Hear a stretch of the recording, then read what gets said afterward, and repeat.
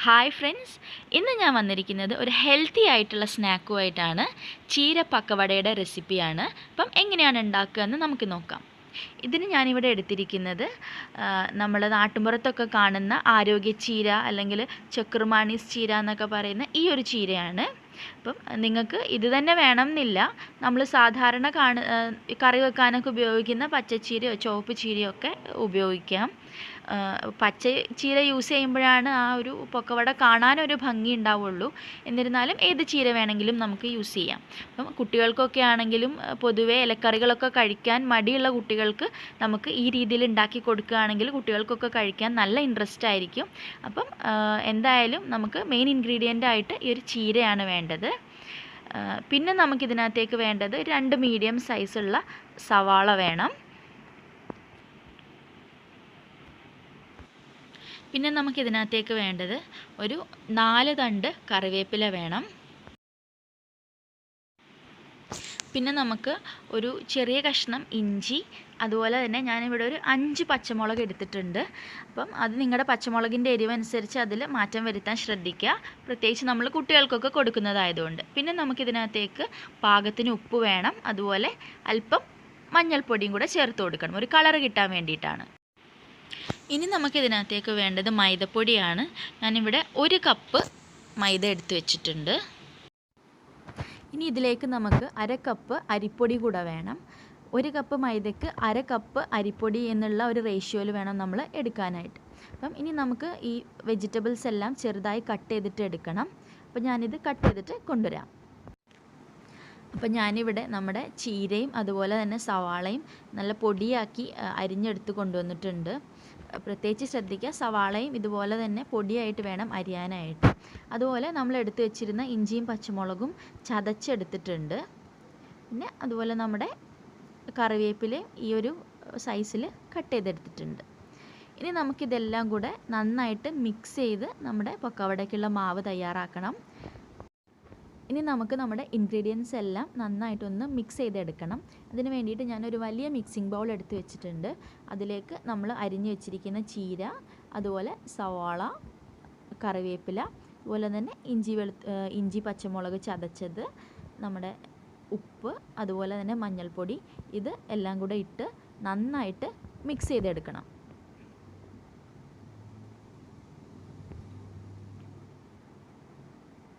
അപ്പം നന്നായിട്ട് ഒരു സ്പൂണ് വെച്ചിട്ട് എല്ലാ ഭാഗത്തേക്കും ഉപ്പും മഞ്ഞൾപ്പൊടിയൊക്കെ ആവുന്ന രീതിയിൽ നന്നായിട്ടിത് ഇളക്കി കൊടുക്കാം. ഇനി നമുക്ക് ഇതിലേക്ക് നമ്മൾ എടുത്തു വെച്ചിരിക്കുന്ന മൈദ, അതുപോലെ തന്നെ അരിപ്പൊടി, ഇവ രണ്ടും ചേർത്ത് കൊടുത്ത് നന്നായിട്ടൊന്ന് മിക്സ് ചെയ്തെടുക്കണം.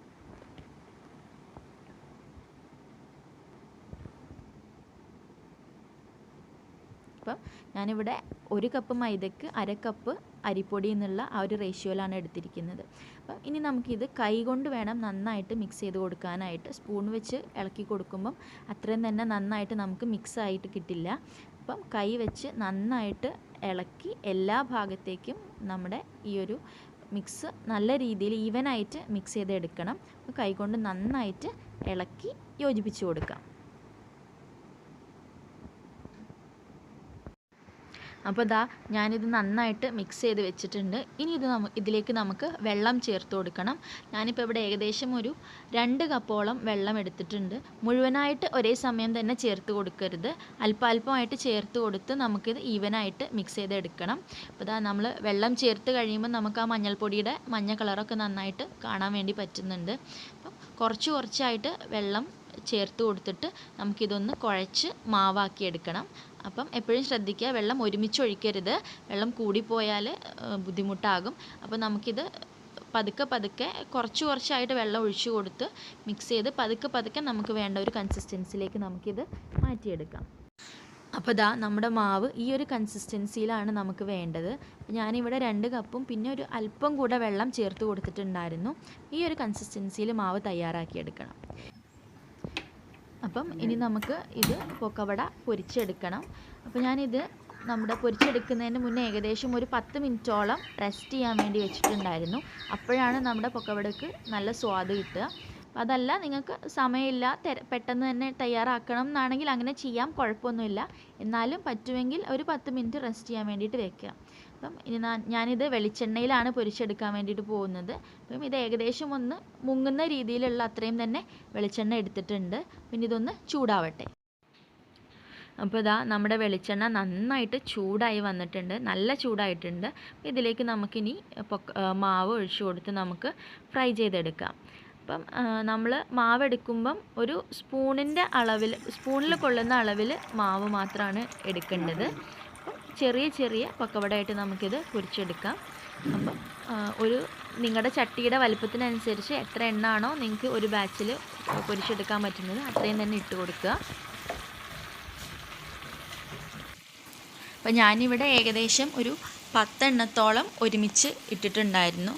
ഒരു ചെറിയ സ്പൂണിൻ്റെ അളവിൽ മാത്രമല്ലേ നമ്മൾ ഇട്ട് കൊടുക്കുന്നുള്ളൂ. അപ്പം ഇതിൻ്റെ ഒരു വശം ഇപ്പം ഏകദേശം ഒരു മിനിറ്റോളം ആവാനായി ഞാനിത് ഇട്ട് കൊടുത്തിട്ട്. അപ്പം ഇതിൻ്റെ ഒരു വശം നന്നായിട്ട് ഗോൾഡൻ ബ്രൗൺ കളറായിട്ടുണ്ട്. അപ്പം ഇനി ഇത് ഒരു സ്പൂൺ വെച്ചിട്ട് തിരിച്ചിട്ട് കൊടുക്കണം. എല്ലാ ഭാഗവും ഒരുപോലെ നമുക്ക് ഫ്രൈ ആയി കിട്ടണം. അപ്പം നന്നായിട്ടൊന്ന് ഇളക്കി തിരിച്ചിട്ട് കൊടുക്കുക. എല്ലാ വശവും ഗോൾഡൻ ബ്രൗൺ കളറാവുന്ന വരെ നമുക്കിത് എണ്ണയിലിട്ടിട്ട് പൊരിച്ചെടുക്കണം. അപ്പോൾ അതാ നന്നായിട്ട് എല്ലാ വശവും ഒരുപോലെ ഗോൾഡൻ ബ്രൗൺ കളറായി വന്നിട്ടുണ്ട്. നല്ല ഭംഗിയുണ്ട് ഇത് കാണാനായിട്ട്. അപ്പം ഇത് നമുക്ക് വറുത്ത് കോരി ഒരു പാത്രത്തിലേക്ക് മാറ്റാം. ഇതുപോലെ ബാക്കിയുള്ള മാവും നമുക്ക് പൊരിച്ചെടുക്കണം. അപ്പം ഇത്രയേ ഉള്ളൂ നമ്മുടെ ഈസി ആയിട്ടുള്ള അതേസമയം ഹെൽത്തി ആയിട്ടുള്ള ചീര പക്കവട. അപ്പം നിങ്ങളെല്ലാവരും ട്രൈ ചെയ്ത് നോക്കണം. നമുക്ക് വീട്ടിൽ തന്നെ കിട്ടുന്ന ഇൻഗ്രീഡിയൻസ് വെച്ചിട്ട് വളരെ ഈസി ആയിട്ട് ഉണ്ടാക്കിയെടുക്കാൻ പറ്റുന്നതേ ഉള്ളൂ. അപ്പം കുട്ടികൾക്കൊക്കെ ആണെങ്കിലും നന്നായിട്ട് ഇഷ്ടപ്പെടും, കാണാനൊക്കെ നല്ല ഭംഗിയുണ്ട്. അപ്പം എല്ലാവരും ഉണ്ടാക്കി നോക്കുക. ഇഷ്ടപ്പെട്ടാൽ ലൈക്ക് ചെയ്യുക, ഷെയർ ചെയ്യുക, നിങ്ങളുടെ അഭിപ്രായങ്ങൾ കമൻറ്റിലൂടെ അറിയിക്കുക. അതുപോലെ തന്നെ സബ്സ്ക്രൈബ് ചെയ്യാതെയാണ് നിങ്ങൾ ഈ വീഡിയോ കാണുന്നതെന്നുണ്ടെങ്കിൽ ചാനൽ സബ്സ്ക്രൈബ് ചെയ്യാനും മറക്കരുത്.